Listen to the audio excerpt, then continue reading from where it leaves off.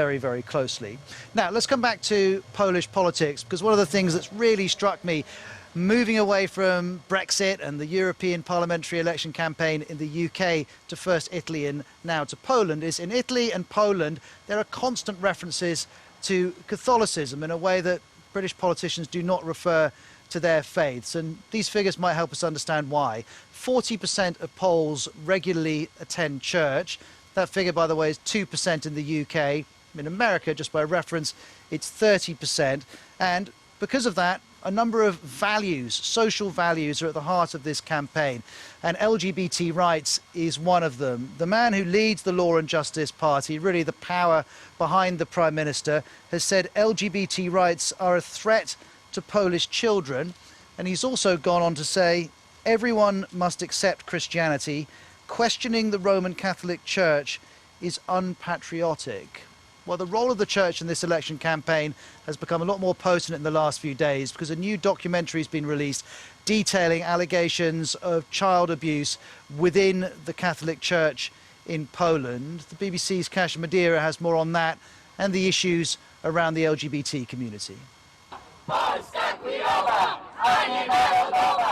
Fighting back, Poland's LGBT community feels under attack, with some from the ruling Law and Justice Party describing them as a threat to traditional cultural values.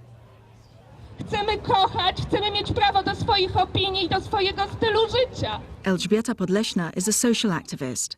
She recently made the headlines after being detained for putting up pro-LGBT posters.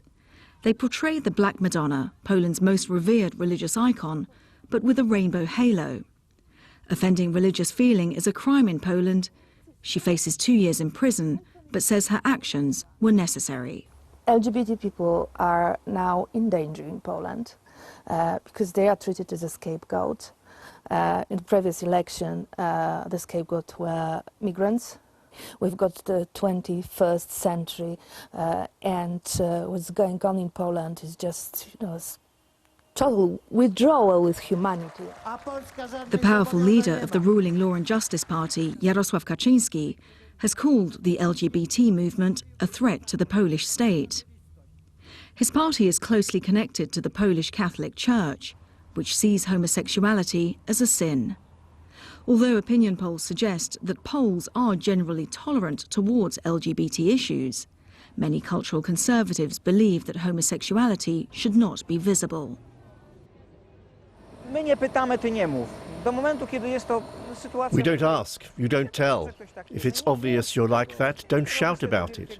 You can even live with someone, just don't broadcast it. Anti-LGBT protesters openly campaign even on the streets of the capital, Warsaw.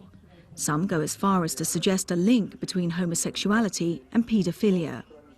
This is not the official position of the Catholic Church, but the campaigners do use religion to justify their claims.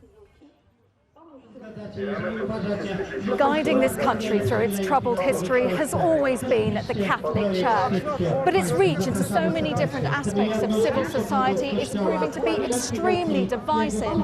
And now the Church's very foundations are being shaken by a new documentary. The film uncovers numerous cases of sexual abuse of children by priests and a cover-up within the Catholic Church. The Church was quick to apologise to the victims. It's been viewed over 20 million times online, but the director is concerned that the debate his investigation has ignited is being hijacked. Some are trying to link paedophilia with homosexuality. Some politicians are trying to suggest that it's homosexuality that leads to the rape of children. This is absurd. The ruling Law and Justice Party has responded by introducing tougher penalties against child sex abusers. But this scandal has strengthened calls from opposition parties for a tangible separation between church and state. Whether or not this will affect the way people vote in the upcoming elections, though, remains to be seen. Kasia Madeira, BBC News, Warsaw.